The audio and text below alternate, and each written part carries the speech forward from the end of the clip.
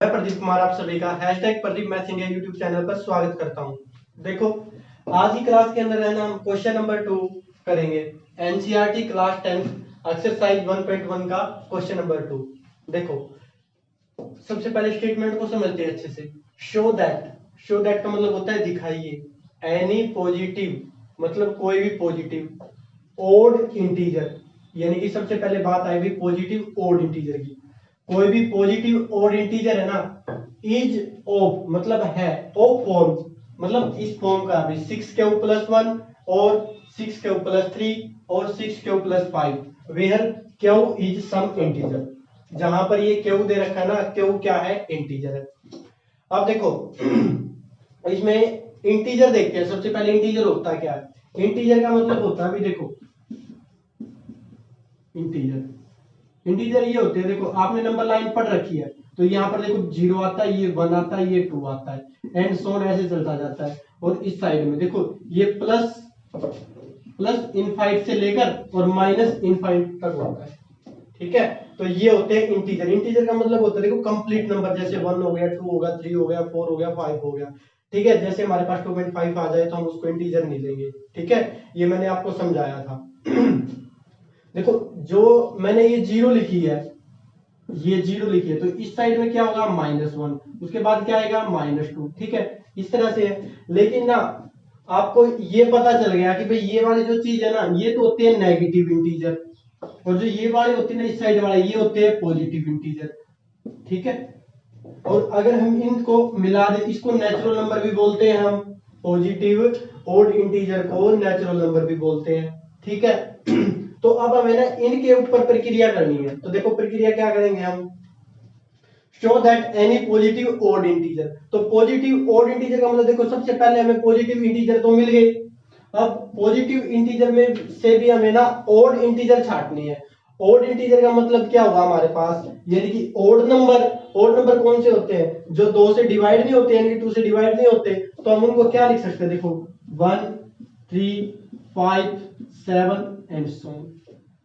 ठीक है, इस तरह से है यहाँ पर। अब देखो नेक्स्ट बात, अभी तक हमने ये पता किया भाई इंटीजर क्या होता है। इंटीजर ये होते हैं भाई माइनस इंफिनिटी से लेकर प्लस इंफिनिटी तक। तो देखो 0 1 2 और ये -1 -2, इस तरह से जो इस साइड वाले होते हैं ना, इनको बोलते हैं पॉजिटिव इंटीजर। अब लेकिन हमें बात करनी है पॉजिटिव ओड इंटीजर के बारे में। तो सबसे पहले हमने पता किया भाई पॉजिटिव ओड इंटीजर कौन से होते हैं, 1 3 5 7 एंड सो ऑन। जो 2 से डिवाइड नहीं होते उसे क्या बोलते हैं, पॉजिटिव ओड इंटीजर। जो 2 से डिवाइड नहीं होते उसे क्या बोलते हैं, पॉजिटिव ओड इंटीजर। ठीक है जी, यहां तक। नेक्स्ट बात देखो, अब है ना हमें ये तो पता चल गया भाई, हमें शो करना any positive odd integer is form of 6 cube plus 1 6 cube plus 3 और 6 क्यूब प्लस 5। यानी कि कोई भी पॉजिटिव ओड इंटीजर लेंगे और उसको इस फॉर्म में शो करना है। तो इस फॉर्म में शो करने का मतलब क्या, देखो हम है ना कैसे शो करेंगे भाई, कैसे इसको प्रूव करके दिखाएंगे। तो हम है ना एक यूक्लिड डिवीजन लेमना होता है, इसकी हेल्प से है ना इसको प्रूव करेंगे। हमें पता है यूक्लिड डिवीजन लेमना के अकॉर्डिंग क्या होता है भाई, a is equal to b q plus r. जहां पर जो r होता है ना, r की वैल्यू क्या होती है, ग्रेटर देन और इक्वल टू 0 और लेस देन b। b हमारे पास क्या होता है, डिवीजर होता है, और a क्या होता है, डिविडेंड होता है, और q क्या होता है, क्यूसेंट, और r रिमाइंडर। जो रिमाइंडर की वैल्यू है ना, वो या तो 0 से बड़ी होगी या फिर 0 के इक्वल होगी, और रिमाइंडर की वैल्यू है ना, ये डिवीजर होता है यानी कि b इससे छोटी होगी। तो देखो इसकी फॉर्म में ना आपको ये दे रखा है, इसकी फॉर्म में आपको ये दे रखा है। तो देखो आपको क्या पता चला, यहां से अगर हम कंपैरिजन करते हैं तो हमें क्या पता चला भाई, जो b है ना, b की वैल्यू कितनी आई, 6 आई। ठीक है, तो देखो हमने अभी तक भाई पॉजिटिव ओड इंटीजर के बारे में जाना, फिर हमने ये यहां से ये आइडिया लगाया भाई इसको है ना हम कैसे सोल्व करेंगे, यूक्लिड डिवीजन लेमना की हेल्प से करेंगे। तो हमने देखा a equal to b q plus are हो गया, तो हमने कंपैरिजन किया और निष्कर्ष निकाला भाई जो डिवीजर है ना, इन्होंने कितना ले रखा है, 6। तो हम कैसे सोल्व करेंगे, सबसे पहले ना कोई भी एक पॉजिटिव ओड इंटीजर मानेंगे। सबसे पहले कोई भी पॉजिटिव इंटीजर मानेंगे, सबसे पहली बात। ठीक है, पॉजिटिव इंटीजर मानेंगे और b की वैल्यू क्या लेंगे, 6 लेंगे। उसके बाद इसको है ना 6 से डिवाइड करेंगे। जब 6 से डिवाइड करने के बाद जो प्रोसीजर बनेगा ना, ये यूक्लिड डिवीजन लेमडा लगा देंगे, तो उसके बाद रिमाइंडर की वैल्यू डिफरेंट लेंगे, तो उसके बाद है ना वहां से जो जो हमारे पास इक्वेशन आएंगी ना, उन इक्वेशन में से जो जो ये फॉर्म होगी ना, तो उनसे हमारे पास शो हो जाएगा कि ये एक जो हमारे पास पॉजिटिव ऑड इंटीजर होता है ना, वो इस फॉर्म का होता है। ठीक है जी। और उसके बाद देखो वहां से हम इवन भी शो कर सकते हैं, तो देखो इसकी हेल्प से हम आगे इसको कैसे सोल्व करेंगे अभी देखेंगे जी। देखो जी, अब है ना हम ये सीखेंगे कि इसको कैसे शो करना है। तो देखो स्टेप वाइज लिख रहे हैं। देखो सबसे पहले ना हम कोई भी एक पॉजिटिव इंटीजर मानेंगे। Let a b any positive integer. A कोई भी पॉजिटिव इंटीजर मान लिया and b is equal to 6। b की वैल्यू कितनी मान ली? 6। ये हमने कैसे पता किया? यहां से कंपैरिजन करके। ठीक है, उसके बाद हम क्या करेंगे, हम है ना इसके ऊपर अप्लाई करेंगे क्या? Euclid division lambda. यहां पर लिखेंगे अप्लाई यूक्लिड डिवीजन लेमडा। तो देखो उसके बाद क्या हो जाएगा, तो ये किसकी फॉर्म में आएगा? ये आएगा a is equal to b q plus r. और यहाँ पे क्या होता है, जो रिमाइंडर होता है ना, वो क्या होता है, या तो 0 के इक्वल होता है या 0 से बड़ा होता है। और किससे छोटा होता है? b से छोटा होता है। b से छोटा होने का मतलब क्या है? डिवीजर से छोटा होता है जी। ठीक है यहाँ तक। अब देखो, अब लेकिन हमने यहाँ पर b की वैल्यू कितनी ली है? 6 ली है। तो लिखो यहाँ पर, देखो जब आप यहाँ पर b की वैल्यू 6 लेोगे तो देखो क्या हो जाएगा, a is equal to 6 q plus आर। ठीक है, और यहाँ पर लिखो ये वाली बनाओ, ये रिमाइंडर की वैल्यू हमें पता नहीं है, और लेस देन 6। ठीक है जी। तो अब देखो हमने ये कंडीशन मिल गई, तो ये कंडीशन मिलने का मतलब क्या है, a is equal to 6 q plus are हो गया हमारे पास। तो यहाँ पर जो r की वैल्यू है ना, वो क्या क्या हो सकती है? 0 हो सकती है, 1 हो सकती है, 2 हो सकती है, 3 4 5, यानी कि 5 तक ले सकते हैं ना हम r की वैल्यू, क्योंकि देखो 0 भी आएगी, क्योंकि r की वैल्यू 0 के इक्वल भी हो सकती है। ठीक है, और ये देखो 6 से छोटी होगी, तो देखो यहां पर लिखेंगे अब हम possible value of r 0 1 2 3 4 and 5। ठीक है, तो देखो जब यहां पर है ना r की वैल्यू 0 होगी, तो देखो क्या हो जाएगा, यहां पर लिख दो when r is equal to 0। जब r की वैल्यू हमारे पास 0 हो जाएगी, तो ये a की क्या वैल्यू आएगी, यानी कि a इज इक्वल टू क्या आ जाएगा? 6 क्यू। ठीक है जी। अब देखो जब r की वैल्यू 1 हो जाएगी, तो फिर क्या होगा, when r is equal to 1। जब r की वैल्यू 1 होगी, तो ये क्या हो जाएगा, a is equal to 6 q plus 1। ठीक है जी। उसके बाद देखो फिर हम r की वैल्यू क्या देखेंगे, 2 रखेंगे। लिखो when r is equal to 2, तो यहां पर क्या हो जाएगा, a is equal to 6 q plus में 2। उसके बाद देखो when r is equal to 3, when r is equal to 3, जब r की वैल्यू 3 लेंगे तो क्या आ जाएगा, a is equal to 6 q plus 3। ठीक है जी। यहां तक हम क्या कर रहे हैं, देखो r की वैल्यू 0 पुट की, 1 पुट की, 2 3 ऐसे पुट करते जा रहे हैं। उसके बाद देखो फिर हम क्या पुट करेंगे, जो हमारे पास r की वैल्यू 3 पुट कर दी, तो हम लिखेंगे when r is equal to 4। जब r की वैल्यू 4 होगी, तो क्या हो जाएगा, देखो a is equal to 6 q plus 4। अब नेक्स्ट बात क्या है, when r is equal to क्या है, 5। When r is equal to 5, तो देखो ये क्या हो जाएगा हमारे पास, 6 क्यू प्लस। ठीक है जी। यहां तक ये बात समझ आई आपको? अब देखो हमने पुट कर लिया सब कुछ। अब जब मैं इस सिचुएशन को देखता हूं ना, तो ये पॉजिटिव ऑड इंटीजर बनेगा जी। कैसे बनेगा पॉजिटिव ऑड इंटीजर? देखो यहां पर बोला गया है where q is some integer.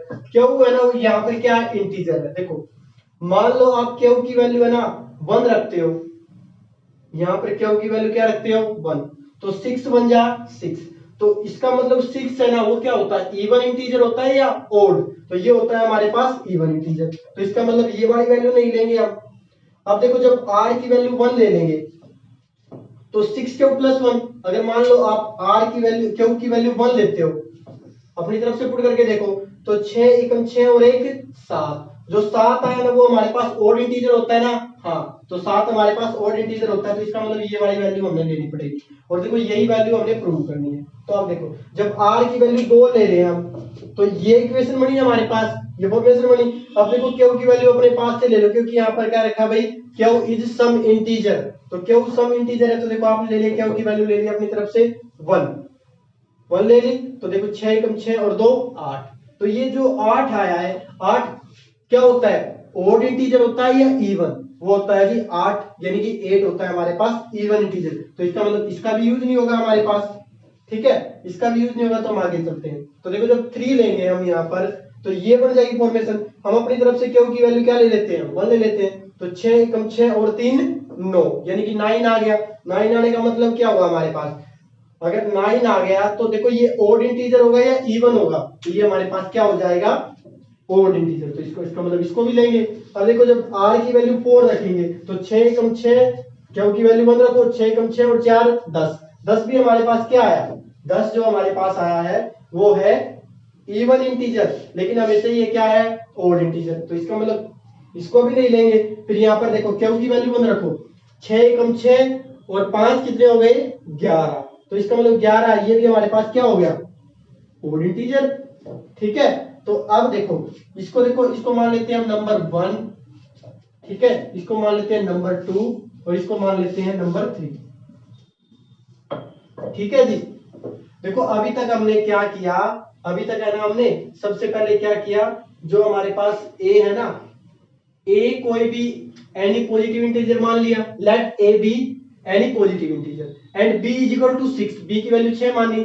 इसके बाद ने इसके ऊपर यूक्लिड डिवीजन लैम्डा लगा दिया, तो वो किसके बराबर होता है Euclid, a is equal to b cube plus r हो गया। तो यहाँ पर देखो b की वैल्यू 6 रख दी क्योंकि हमने 6 मानी है। 6 क्यों मानी, क्योंकि हमें यहाँ से इंट मिला है, तो इंट मिलने के बाद यहाँ पर रखा, और हमें पता है इसके अकॉर्डिंग है ना पॉसिबल वैल्यू ऑफ r 0 1 2 3 4 5 होगा, तो इसके अकॉर्डिंग है ना हमने ये वैल्यू फिट कर दी। फिट करने के बाद ये केस आ गया हमारे पास। इन केस में से ना इन्होंने बोला क्यों है ना कोई भी इंटीजर है, तो हमने इंटीजर रख दिया। तो हमने ना क्या किया, क्यों की वैल्यू ना अपनी तरफ से 1 ले लिया, आप 2 भी ले सकते हैं, 3 भी ले सकते हैं, 4 भी ले सकते हैं। तो उसके बाद में सिंपल आप ये चेक करो भाई किस केस में ना ये ओड इंटीजर आएगा, किस में इवन आएगा, ठीक है। तो देखो इनमें तो इवन आएगा, बाकी में ये जो 1 2 3 है ना इनको छोड़ दोगे तो आपके पास इवन आ जाएगा, लेकिन 1 2 3 से क्या आ जाएगा हमारे पास ओड इंटीजर। देखो जिसके बाद क्या होगा, देखो फ्रॉम 1 2 एंड 3, यानी कि देखो जो 1 नंबर है और 2 नंबर है और 3 नंबर है, इनसे हमें क्या मिला, ये बात लिख दो, any positive odd integer is of form 6 q plus 1 और 6 क्यू प्लस 3 और 6 q plus 5 where q is some integer. ये वाली इसके बाद वाली बात है ना, अब यहां पर हमें लिखनी है, तो लिखो फ्रॉम 1 टू एंड 3। इस बात से हमें निष्कर्ष मिला any positive odd integer is of form, ठीक है, हमने यहां तक लिख दिया any positive odd integer is of form 6 q plus 1 और 6 क्यू प्लस 3 और 6 क्यू प्लस 5। उसके बाद ये वाली बात लिखो where q is some integer, ठीक है जी। यहां तक देखो, इसके बाद के भी जो क्वेश्चन है ना हमारे पास वो बिल्कुल सेम तरीके से सोल्व होंगे। तो देखो हमने क्या किया, इन्होंने बोला था कोई भी पॉजिटिव ऑड इंटीजर है ना शो करो इस फॉर्म का। सबसे पहले हमने ए है ना कोई भी पॉजिटिव इंटीजर मान लिया, और पॉजिटिव इंटीजर मानने के बाद है ना हमने ये देखा उसकी ये फॉर्म हो सकती है, और फिर मैंने देखा भाई जो ऑड इंटीजर होगा ना उसकी फॉर्म कौन सी होगी, 1 2 एंड 3। ठीक है जी। यहां तक आप अगर बात करो, आपसे ये पूछा जाता कि भाई एनी इवन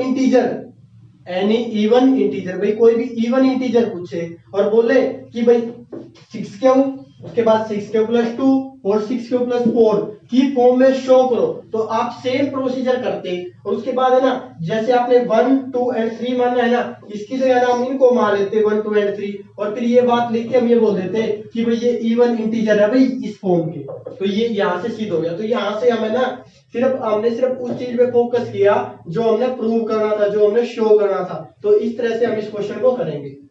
ठीक है जी।